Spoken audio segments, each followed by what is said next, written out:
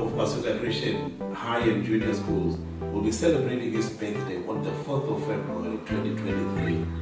We want to wish you the best of the day, and also that God continues to bless him abundantly, continues to give him the wisdom and the courage to push the school forward. Thank you.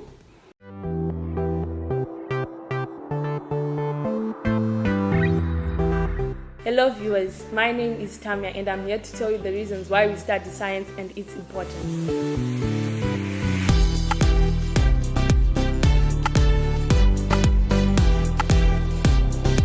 In this 21st century in which we're living in today, science has become an essential. Be it in primary, secondary and tertiary industrial sectors, science is an essential and it is being used in our everyday life.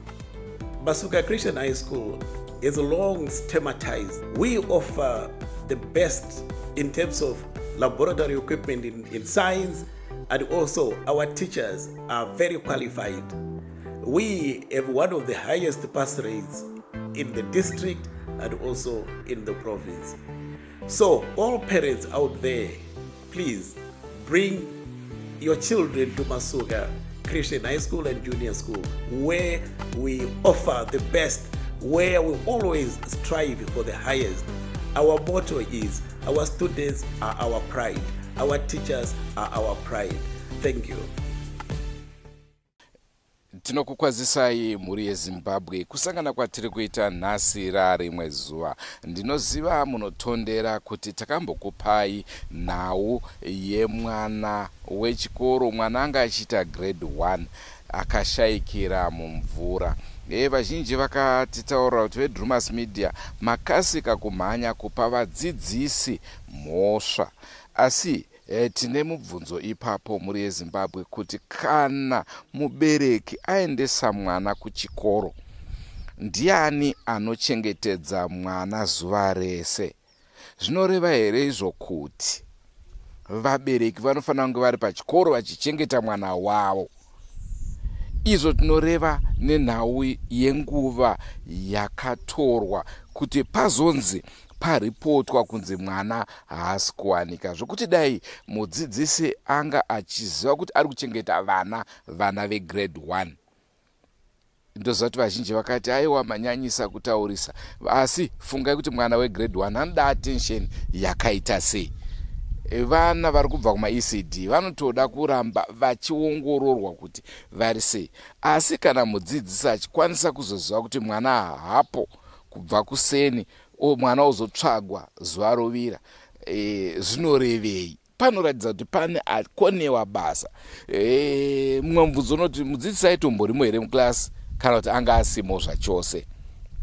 Ndiyo nhau iri kutaurika mhuri yeZimbabwe. Rangu zita ndinonzi Andrew Neshamba. Sokostina makadini? Ndinofara shumba makasimba here. Nadzo dzatafambira idzi. Ya, zvakaoma.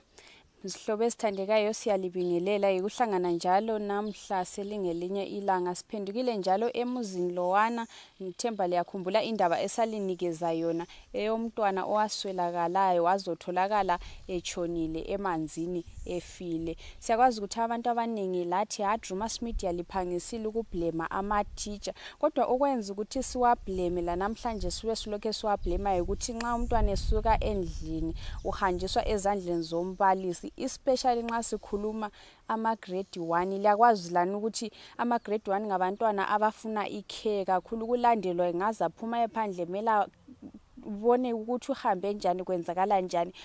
Njalo nje enye indaba ebuhlungu ngeyokuthi isikhathi esakhulunywa ukulahleka komntwana, umntwana ufike esikolo ekuseni. Efika esikole ekuseni utitsha kalandeli ukuthi abone ukuthi umntwana kube njani, ilanga lize liyotshona. Ngapha sikhuluma ngegrade 1. So khonapho mule Zimbabwe yikho lathi sihlezi khona silama question mark ukuthi kanti ngumsebenzi bani, kwahamba njani. Yebo yesingakayiphambili iyo lathi indaba ebuhlungu, ngoba nxa besiye esikolo sithi esikolo lakho kusekhaya ukuthi babe yamukelwa ngamatitsha, singazi ukuthi utitsha lo mukhulu kangakanani, ngoba siyandisa ukuba kwazi ukuthi abo grade 1 bathathwa ngekhe njengabantwana abancane abangazi lutho.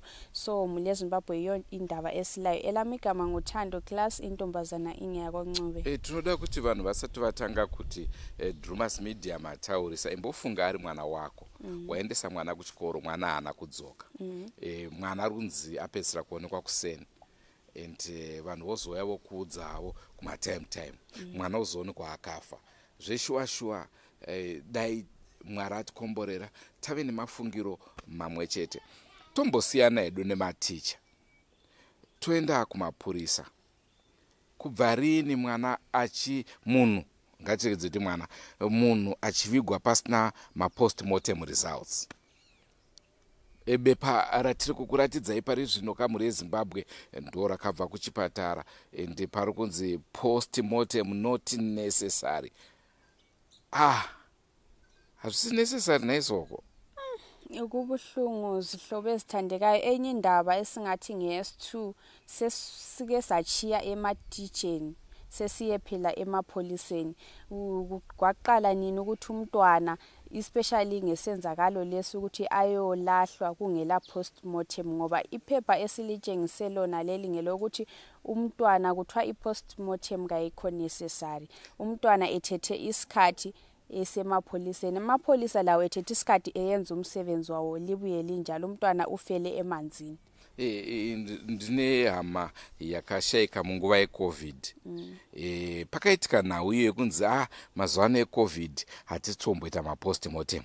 Vanhu vaakutya kuti vangabate COVID. Like seriously? Kwakutya basa. Uri musoja yote apa hatiende napo apa nekuda kwokuti ndo pakambopfurwa vamwe vedu apa.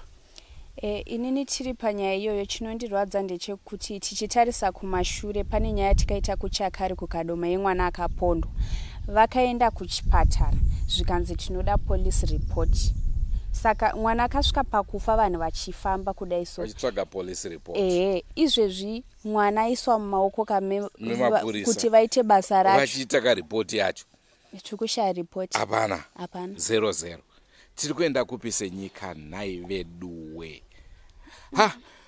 onguti ngataure soko madokta aripo munyaya yacho exactly hapana ari kusara ipapa vanhu vakawanda varimo munyaya iyoyi hatidi hedu kuzonzi vanhu veDrewmas Media munotaurisa kana kutsvaga ruvengo nevanhu vakasiyana-siyana asi chokwadi ndechekuti dai Mwari atikomborera zvinhu zvedu zvave zvinhu zvinofamba negwara razvinofanirwa kufambana hatisi kuti introduce izvinhu zvinyowani aiwa asi zvinhu zvagara zviriko muri yeZimbabwe tingakupedzerei nguva regedzai tikupei vabereki vachitaura munotondera patakambobudisa nhau iyi tichiti mwana afa vabereki vemwana uyu vanga vari kuSouth Africa saka takataura nana baba munini nana baba mukuru ivo vabereki vachiita sei vachiuya naizvozvo nhasi tinoda kutaura navo vabereki tinzwa kuti vari kuti chii nenhau iri mudariro muzuva ranhasi. Isihlobo ezithandekayo yebo siyakwazi ukuthi baningi abantu aba-involved endabeni leyi ngoba sikhangela ukuthi 1 sithola ama-teacher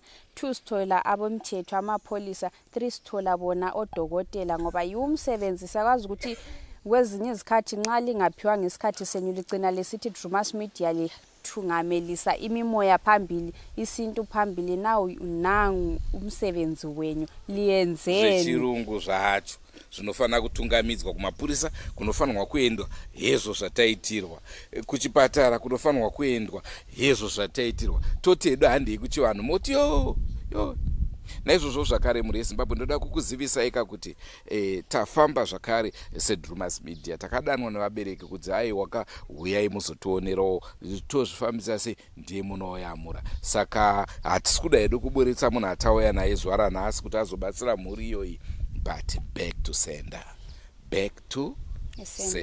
zihlobo ezithandekayo okwamanje sathi sizwe ebazalini bomntwana ngesikhathi sikhuluma last time bebengekho bebesendleleni bezama ukuthi babuye plazi bebebuhlungu kakhulu bebengakwanisi ukuthi even ku camera bakhulume so namhlanje labo baphinde basifonela ukuthi izihlobo ezithandekayo lisibonela ukuthi yini okwayenzakala lapha ngoba sihambile emapholiseni kwahanjwa esibhedlela kwahanjwa namhlanje asikwazi lathi ukuthi noma sibuzwa bayehlile bevela khona le South Africa lapha abasebenzela khona ukuthi namhla bakhuluma ukuthi umntwana kuthiwa wafa ngani labo kabakwazi ikho bethe sike sibuye sizama ukuzwisisa lathi futhi sifunguzwa ukuthi bona bakubona njani kwahamba njani munhu aurayiwe sehuku naizvozvo tauya nevanobatsira kana uchiziva kuti uri mukuvhiya niyo Mwana ari kuuya kwauri Tania haangoendi zvokudaro uqinisile namhlanje sizamile ukuthi sibuye njengombana lawo bekhala ukuthi nawo kasikathole incedo ngitsho ngapi kuthule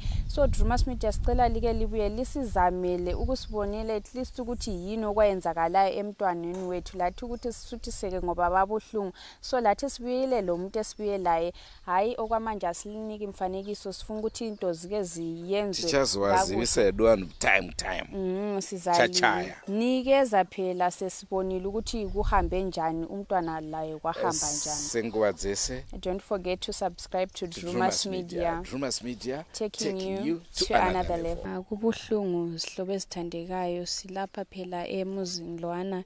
Themba liyakhumbula indaba esalinikeza yona eyomntwana omncane uyigrade 1 okuthiwa waphonga uphuma eklasini wahamba waswelakala ukuthi ungaphi kwathi sokubuya amalanga bamcinga bazomthola umntwana kuthiwa esemanzini efile kodwa kuthiwa ubengakhanyi ukuthi ulamanzi esiswini njengomntade welemanzini njalo nje bathe sebemngcwaba ubevalela inelihlo amanye ephuma izinyembezi so lapha into esingayaziyo ukuthi umntwana exactly wafa njani kuyini okwayenzakalayo ikho phela omama phela bazubuhlungu kakhulu ukuthi nxa kulento eyabulala umntwana bafuna ukuthi bazwisise ngoba at first sike sacanga ukuthi kungaba ethethwe zinjuzi siyakwazi ukuthi injuzu zikhona ukuthi zingakwanisa ukuthatha umntwana kodwa umbuzo ukuthi nxa kuzinjuzu at least bekumele kuthiwe umntwana ubedlalela emanzini kodwa esuke esikolo wahamba njalo nje kulenye indaba ethiwa umntwana kuthiwa uze watholakala esidla ifrizit lonela lazakale ngoba esikolo kulama frizits njalo nje lapho kuthengiswa khona ama frizits abantu bathi kabazange bambona umntwana ebuye ukuzothenga ifrizit so lapha asazi ukuthi kulabantu abambulalayo yini kulabantu injuzu yini yiniyo indaba ebuhlungu ebazaleni ukuthi bake babona ukuthi kungabe kuyini njalo nje enye indaba ebuhlungu ngeyokuthi utitsha wakhona apho esikolo umntwana eswelakala ekuseni abanye besithi kuthiwa uye toilet akula ngitsho lutho alwenzayo waphonga ubuza ukuthi ngesikhathi esincane wabuza ukuthi kungaphi ngibo kwathiwa hayi kubuphansi le kukhatshana wachiya kunjalo abathungameli besikole esingathi headmaster umzali uthe sehambile ukuyakuza ukuthi kanti umntwana katholakale ngabe ngaphuthi mina indaba enje kangiyazi so singazi khonapho ematitsheni ukuthi khonokho chasisa sisithi ngumsebenzi bani umntwana uyigrade 1 siyazi ukuthi ama grade 1 alandelwa zindawo zonke singazi ukuthi ngumuntu omkhulu yini okhulileyo olenhliziyo yini kumbe ngama students asazi njalo nje enye indaba yesibili ukuthi emapholiseni kuthiwa yebo izindaba ziya report ezinje emapholiseni kodwa akukhanyakalanga kuboneka abemthetho bezama ukuthi bacinga ukuthi yini okwayenzakalayo 2 enye string yokuthi even esibhedlela sibambane lamapholisa amaphepha e-postmortem abuye engela ngitsho kuchasisa ukuphuma egcekeni ukuthi umntwana wafa njani umntwana ubesemanzini iphepha liphume lithe abakwazi ukuthi yini okwenzakalayo liphonga ubuya linjalo kodwa bebelithethe bathatha umntwana okwesikhathi eside ukuthi bacinga ukuthi yini okwenzakalayo kodwa bona kababuyanga bathi amaphepha azabuya baphonga ulethi iphepha elingelanga ngitsho ukuthi sithi umntwana namhlanje sikhuluma ukuthi wafa njani ikho phela labo bahlukuluzekile ukuthi namhle engxenye bakwazi ukuthi umntwana wakhona wafa njani basele mbuzo yakwazwai mure Zimbabwe chekutanga ndinoda kukuzivisa kuti inini ndini baba vemwana akashayikwa anonzi Tania zita rangu ndinonzi Tinashe Murombo zvinhu zvese zvakaitika izvi ndakanga ndisipo vakamboya vachitora nawo vachida kuona kuti zvii zvaiitika, asi vakatora vakaita vakaenda.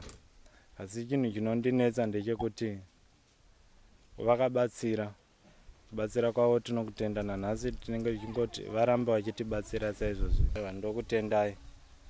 Asi kubvunzawo kwangu kuti kushayikwa kwose kwakaitwa mwana wangu achinzi akawira mudhamu,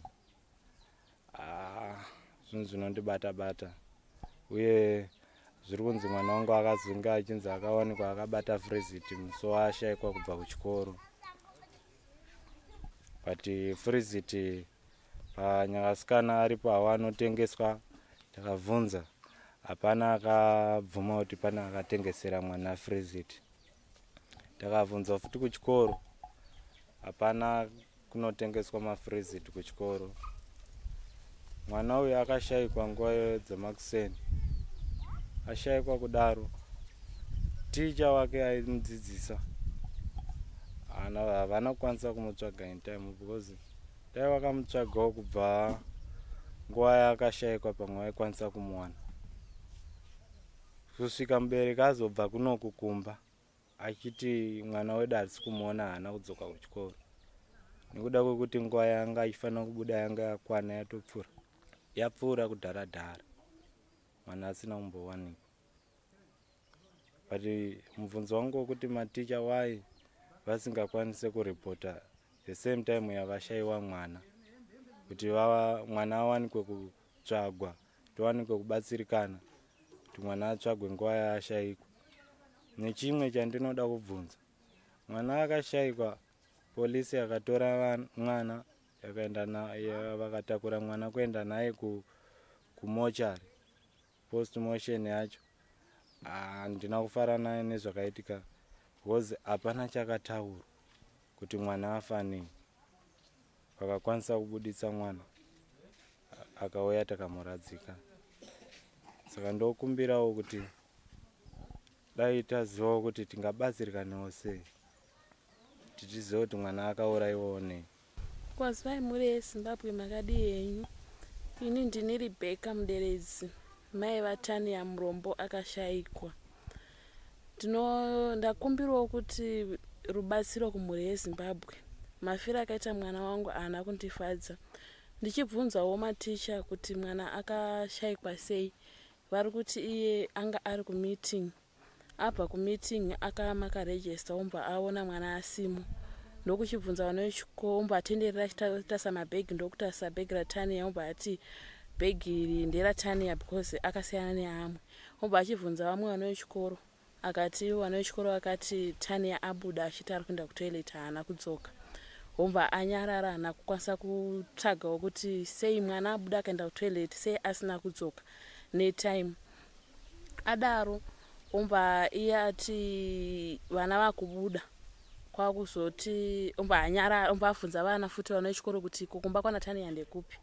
Akanzi nomwe mwana kumba kwaNatania kure andodarika tara. Haana kana action yakatora paakanzwa kuti kumba kwemwana kure.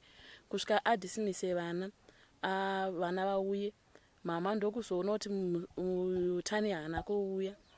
Ndokuchitanga kutsvaga kuti ko mwana aripi, kuzofamba wachitsvaga kuti pamwe aendawo kuna bamnini wake, kunosvika kuna bamnini wake vari kuti haako. Ndokuzouya panyakasikana pamashops kwakuwana headmaster aripo. Ndokubvunzwa kuti headmaster, ko mwana wangu haana kuya kumba masei, ndokutsvaga mwana wangu. Headmaster akati handizivi because handina chandaudzwa. Ndokuenda kuchikoro kuya naheadmaster uya namai kunotsvaga mwana.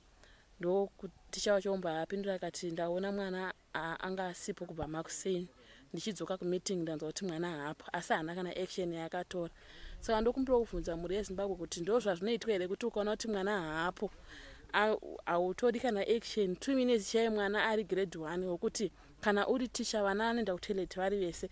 Iye paakahwa kuti iye mwana haapo akadi kutsvagawo kuti sei mwana asipo. 2 minutes chaizonokwanisa kuona kuti sei mwana asipo. Zvinhu zviri kundirwadza vabereki, kusvika ndazofonerawo vane chamba kuti uya mundibatsirewo because handina zano. postmortem yacho kwakauya bepa rikanzi rimwe bepa ranzi richatevera. Mwana hata kutenderwa kumuona, akanzi anga afiritwa mwana, akwanisi kuoneka nekuti mushonga wanhingira anga ashata. Uye mwana anzi awira mumvura. Mvura vanhu vakatarira 2 days vachitsvaza mwana, akazowanikwa zuva rechi3 mwana uya achingobuda ropa riri fresh, dumba harina kana mvura, vakatakura. Uye mapurisa ndo zvazvinoitwa here kuti kana muchinzi mwana anzi awira mumvura amukwanisi kuuya kuti munhingire nechitunha chenyu, kana muchinzi imi ndimakatora chitunha mukati imi maita postmortem, sei musina kukwanisa kuti mwana muuye nemwana nechitunha moviga? Anga mwana asinga kuti anga kungoposherwa here? Mwana akashayikwawo. Ini semubereki ndiri kurwadziwa muri yeZimbabwe, handambozva ndozvichaita mwana kusvika pakuzongorashwa, handambozviziva, mufunge ndo zvazvichaitwa. Ndokumbira rubatsiro muri yeZimbabwe, ndiri kurwadziwa nemwana wangu mafira akaita. Achinzi anga achimwa furisiti, akabata heti yake mumaoko, pamubvunza kuti Tania uri kuendei pakati, ndiri kuenda kuchikoro, mbangomusiyawo semapindiro angaita kuti ndiri kuenda kuchikoro. Ende furisiti racho chakandishamisa kuchikoro kwacho kuri kunzi kutengeswa mafurisiti. Mafurisiti anotengeswa panyakasikana pamashopsi, saka furisiti racho akariwana sei kuti azenge achimwa furisiti? Mabhuku ake anzi akangotora bhegi rake akarigadzika, mabhuku ake akamagadzika paaigadzika mazuva ese. Tani ainzi anga asingabudi muchikoro, mutoileti chaimo, kubva paenda madhezi aenda iwaya anga asingaendi kutoileti. Kudya anzi aidyira munhingi muchikoro zvaanga angojaira ari kusouth. But mwana unzi akazongobuda achiti ari kuenda kutoileti. Handizivi kuti pane munhu akamudeidzawo here kuti uya utore chifurisiti, handizivi. Ndo zvinhu zviri kungondirwadza. Tani anga ari mwana anga asingafambi, asingaende kumunhu asingazivi. Anga ane nguva yakadii abva kwamuri kusouth achigara kuno? Ndakauya naye October. Ikoko mamagara naye nguva yakareba sei? Ngane 3 years. 3 years menayo. Achizongoya October. Then izvi zvabva ashaya. Zvekuti nyaya yedu haisimbori nyaya yekunzi inyaya iri first. Takatanga kutaura, murungu wangu chaiye akatraya kuda kundibatsirawo kuti mwana pamwe achawanikwa semwana waaiziya achigarawo naye tiri kuSouth Africa. Zvinhu zviri kutomubatawo nazvino kuti ari kutovhunzwawo kuti ko information yakabuda papostmortem yacho yekuti mwana akanhingira ndeipi. Handitozivi kuti ndomuudza kuti chii chakaitika, because iye each and every day ari kubvunza kuti saka Rebecca chakaitika kuti mwana azonzi ashayikwa nekuti azonzi awanikwa ari mumvura chii? Handina kana anza yekuti ndimupindure, kana ndimutumidzire bepa chairo repostmortem racho handina, handototi handina bepa, because iyi bepa racho kana iwo mapurisa acho handizivi kuti ndo mutemo wacho here kuti mwana kana achinzi ndounowana mwana anenge achinzi wawira mvura vaita se mapurisa vanofamba nemwana iyeye mapepa ongoburiswawo. Ko ipapa uyu chii chazoita kuti mapepa anzi haapo? Vakaenda kunotora mwana vakaita nzvanzi mapepa ari kutevera ezinoti ane wiki takutosvika 2 weeks akaigwa Saturday yapfuura. Ratwa wiki hapana kana bepa rakatevera, hapana kana nditi ndifonewo kumapurisa ndibvunzewo kana manhamba, hapana kana nhamba pabepa. Handizivo ndo mutemo muno here muZimbabwe wazvinoitwa kunzi mwana kana anzi ashata anongowisa mwana body view chaiye. Handitozivi nekuti Tani wacho anga akamira sei uyu macho. Ndakangova kutopedzisira kwangu kumuona mwana, kupedzisira kumuona pandakauya ndichimusiya kuno, ndo pandakapedzisira kumuona. Body view yacho yakanzi hatarirwi. Handizivi kuti anga akamira sei paari, kungohwa kuti mwana anga akasvinurwa. Wakaenda mwana, manesi vakati mwana anga akavhara maziso ese nemuromo, but pavakasvika mwana ambva asvinura ziso 1 left nemuromo, umbva angoshama achinzi aishurika mumisodzi. Saka handizivi kuti zvakanyatsofamba sei. Ndiri munhu ari kubatikana zvokuti kana ari munhu hake akaita zvaakaita pamwana wangu, ndinodawo kuti abude pachena, atevere iye Tania paari, amurwise mwana iyeye. Kana kuri kufa afewo zvakaita mwana wangu. Mwoyo wangu uri kurwadza. Haisi nyore kunzi ndinzi ndatakura 9 months. Mwana uzongofa mafire vanhu ndomuchengetawo kubva pagore, kubva papo andichangomusvara kusvika zvosvika 6 years. Mumwe munhu ongoita nyore yekuti mwana anonzi hafa mafire akaita. Zviri kundirwadza. urombo.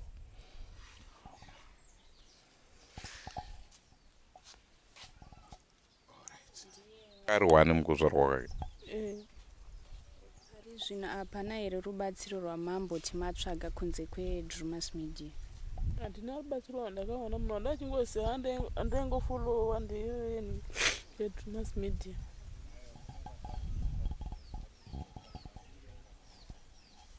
Kumaprofita mubva maprofita here kana kuti kumaprofita kuriko kwatakaenda takafamba paakaigwa chinzi tiende kumondoro. Patasvika kumondoro kwaikuyo mbovatowo mwana haana kufa nemvura akaurawa. Pataenda futi kune mamwe maprofita akati mwana haana kufa nemvura akaurawa. Ndingazviramba kana kuti ndingazvibvuma nekuti hapana ine handangwe ndiripo panzvimbo iyoyo, handangwe ndangoona mwana kuti ndo zvaari kuita sei. Saka iyo kai yakuda munhu akasangana naye pekupedzisira mwana wakachitsva apa. Ndakamuona akabata free seat. Otherwise ndiye munhu angagona kutukudza kuti anga akabata free seat. Because mwana akabva nelunch box yake, akabva nebhegi rake nemabhuku ake nerenikoti yake. Chakangoita kungonosiya zvinhu zvese izvi ipapa negligence. Asi chikoro tichitaura bandiko 1 rinongotaura chete, chikoro chikava fenced, handiti vana vari kupinda mugedhe 1 robva ranzi locked. Wese anobuda anofanira kuzikamwanza ari kuenda kupi. Ipapo pachikoro hapana maketeka kana magadhi epachikoro? Hapana, kumaruzevha. Asi zvinogona kugadzirika zvazvo kuti zvidaro. Asi pakaita fence wozi zvakangoitawo seninini ndiye ndine mwana ari ipapo pachikoro. Zvendine mwana ari pachikoro ini handina mari yekugona kubhadharira mwana wechikoro fees. Ndoti aiwa imi ndinotsvaga employment iripo kai, imimi chindiendesai pakunochengetedza pamusuwo wechikoro, ndiyo inozobhadharira mwana wangu. Asi chandiri kukumbirisa stereki, chikoro ndachive nefenzi, matambudziko apera, matambudziko aya etuvana apere.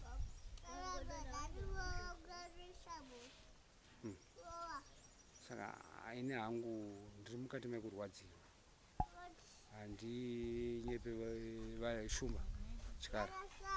Asi tingoti imimi kutaura kwenyu kwamuri kutoita ikoko zvinhu dei zvabuda kana dei tete varombosa izvozvi. Asi tiri kumbokumbirisa kuti kana dei tiri vabereki vemuno muchesa handiti mbonogadzira waya, tombokumbirawo mwana wamuno imimi mushumba tipewo waya, takutopemba. Kudzosei kumashure zvishoma, hamuna here kana kuti chiitiko chakadaro chakatomboitika kumashure zvekuti tinogona ehongo chekuti munhu anogona kufa zvisinganzwisisiki? Maita inyu zvakadaka. Chiitiko ichi chakamboitika. Ndingoti inini kana ndichimuona munhu ndibaba vangu, mai vakazvara baba vangu,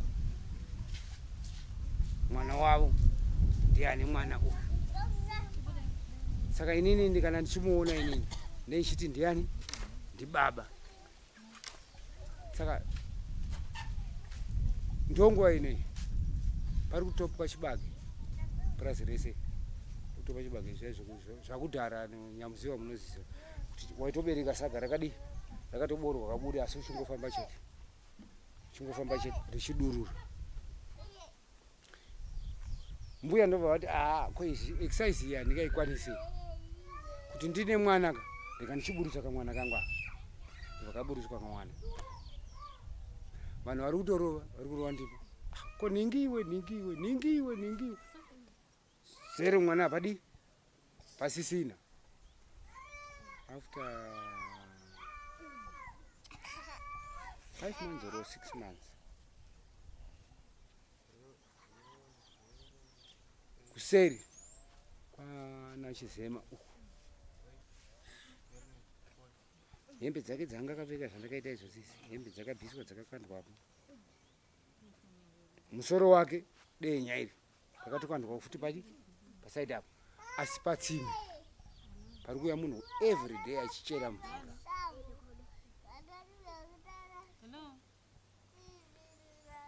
Tikangoti ndezvaMwari tamira takadaro. Nekuti chaita kuti ndivhunze ndechekuti dzimweni dzenguva tinogona kuisa fenzi pachikoro, asi mwana achizongowana nzira yekuti abude iri kana kuti mweya unenge watongomubata, zviri zvinhu zvinomboitika. Ndoda kudzoka ipapo watete. Zvakangofanana nemusikana iye watashayika mwana mudiki. Kuseni mbuya wachimuka wakati shamwari muka ugadzirire ende kupi kuchikoro. Iwe muka ugadzirire ende kupi kuchikoro. Ini ndakatochikora zvangu ndakatozorora ndakatomira zvangu ndikati haiwa izvi handitaure mira wambopedzera nani. Mbuya tumvura tuti kaka. Hanzi haiwa ndotonorwa. Mbuya ndobva wambozodzokorera wakati izvi ndo zvinokodzodza vana izvi. Ndobva wadzoka futi kechitubu. Iwe enda kuchikoro iwe. Enda kuchikoro iwewe. Ari kuramba. Ini pandakangotaura wedhi rangu ndikati naisisi. Ko mungaramba kuenda kuchikoro. Ko ECDB ari kuenda kuchikoro. Ko iwe haunyare.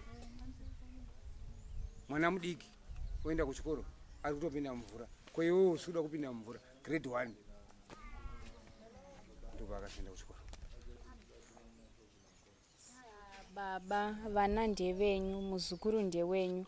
Ndambonzwa vana vachiti vakamboedza kufamba vachinzonzi mwana haana kunyura mvura, haana kufa zvakanaka, akaurayiwa. Imi mamboedza here kubatana sevana monzwa kuti chii chakaitika pamwe chete? Ndinongoti nini? Semafambira andikuita. Hakuna munhu anofamba ari wani. Inofamba kana yakufambirwa ichitsvagwa. Chiri kutsvagwa irichi semori. Zvamapuhwa nevakomana. Handinoenda kuti ndizvo. Mhuri yeZimbabwe ndiyo nhau yatanga tiinayo zuva ranhasi tichiti aiwaka regai tichimbobva nzvimbo ino yeMount Darwin tidzokeredu kuguta reHarare. Tanga tauya kuzokupai update yekuti zvakamira sei, but no post-mortem results for Tanya. Mwana sekunzwa kwamaita nevabereki ari kufungidzwa kuti akaurawa nezvakaonekwa zviri pamwana. Nayo nhau yefreezit yazotaurikai. Vanhu vakamuona aine freezit, yanga asina mari yemafreezit. Zvakaoma. Zihlobo ezithandekayo iyo indaba akade silayo namhlanje besithe silinikeze i-update ukuthi sibone ukuthi sebathola yini ukuthi umntwana kwahamba njani, umthetho bathini, ezibhedlela bathini, kodwa sitholakala kuthiwa no postmortem kayikho necessary lapha. Kodwa into ekhona sokuchiyene lokuthi kuthiwa umuntu uphonguwa endlini. Siyakwanisa ukungazwisisa ukuthi uchaye izinto, kodwa lapha sithola ukuthi kuthiwa umntwana utholakala esemanzini. Kodwa esibhedlela emapholiseni lesibhedlela bathi akulalutho abalubonayo. Njalo nje kule ndaba ephumayo kuthiwa umntwana watholakala ehamba esenatha ifreezit elingazakali ukuthi lavela ngaphi. Siyazi ukuthi ngomunye umsebenzi ongasowethu ngumsebenzi ulabanikazi, so asazi imuli yeZimbabwe ukuthi lapho kuzahamba njani, ngoba nxa sokwehlule ukuyikuthi abemthetho sebethe indaba le isime kanje, sizabona ukuthi labo ababona ngezomoya baza kuthini. Soko ngatipindei munzira tidzokere guta reHarare. Zvinorwadza ndo zviri kuitika munyika yababa.